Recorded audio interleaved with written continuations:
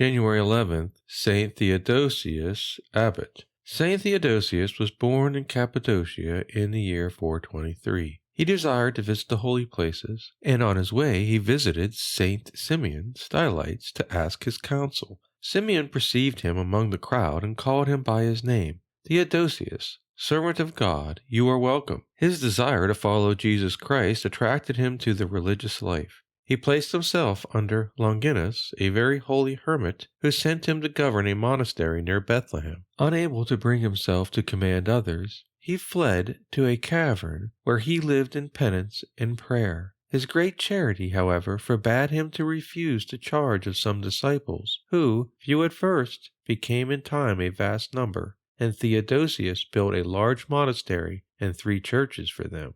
The holy monk eventually was named by the Bishop of Jerusalem superior of all the religious communities of Palestine. He and Saint Sabas, who had been appointed by the same bishop to attend to the Palestinian hermits, often consulted together on subjects of piety and edification, and the means to procure the glory of God. Saint Theodosius accommodated himself so carefully to the characters of his subjects that his reproofs were loved rather than dreaded. But on one occasion he was obliged to put away from the communion of others a religious guilty of a grave fault.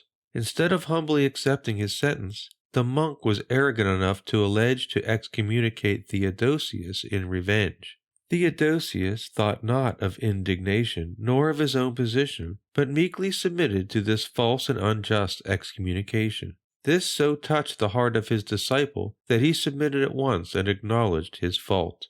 Theodosius never refused assistance to any in poverty or affliction. On some days the monks laid more than 100 tables for those in need. In times of famine, Theodosius forbade their alms to be diminished, and miraculously multiplied the provisions. He built 5 hospitals in which he lovingly served the sick, while by assiduous spiritual reading he maintained himself in perfect recollection. He successfully opposed the Eutychian heresy, which taught that Christ was not of 2 natures, God and man, but rather Christ's divine nature overwhelmed and encompassed his human nature. For his fight against this heresy in Jerusalem and Palestine, he was banished by the Emperor Anastasius. His exile lasted but a short time, for the emperor who sustained the heretics died soon afterward, struck by lightning.